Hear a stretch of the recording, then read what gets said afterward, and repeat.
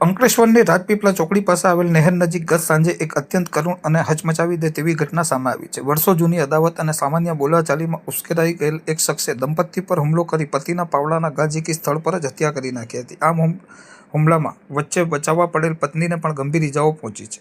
મૂળ સુરતના બારડોલીના અને હાલ અંકલેશ્વર રાજપીપળા ચોકડી બ્રિજ નીચે રહી ભંગાર વીણવાનું કામ કરતા રેખાબેન વર્મા અને તેમના પતિ પોલુ રામકરણ વર્મા ગત તારીખ 8/5/2021ના રોજ સાંજે 5:01 વાગે નહેર પર નાહવા માટે ગયા હતા. નાહ્યા બાદ તેઓ ત્યાં પાસે જ રહેતા ટીંગુસિંગ નામના વ્યક્તિ સાથે વાતો કરી રહ્યા હતા. તે દરમિયાન અગાઉ તેમની બાજુમાં જ રહેતો અને અગાઉના ઝઘડાની વેરઝેર રાખતો સંતોષકુમાર પૂનમભાઈ વસાવા રહેવાસી ગળખોલ મૂળ મિયાગામ કરજણ ત્યાં આવી ચડ્યો હતો. સંતોષે દંપતીને અહીં કંકાસ ન કરો, બીજી બાજુ જાઓ તેમ કહી ગાળાગાળી શરૂ કરી હતી. જ્યારે પોલુ વર્માએ ગાળો બોલવાની ના પાડી ત્યારે આવેશમાં આવી ગયેલ સંતોષ વસાવાએ નજીકમાંથી લાકડાના હાથાવાળો પાવડો ઉઠાવી લીધો હતો. તેણે પોલુ વર્માના માથામાં પાવડાના 2 જનૂની ઘા ઝીકી દીધા હતા. માથાના ગંભીર ઇજા થવાને કારણે પોલુ વર્મા લોહી લુહાણ હાલતમાં નીચે ઢળી પડ્યો હતો અને ગણતરીની મિનિટોમાં તેમનું ઘટના સ્થળે જ કરુણ મોત નીપજ્યું હતું.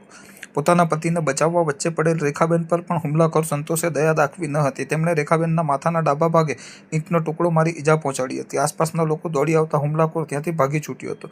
રેખાબેન દ્વારા અંકલેશ્વર પોલીસ મથકે સંતોષ વસાવા વિરુદ્ધ હત્યાનો ગુનો દાખલ કરાવવામાં આવ્યો હતો.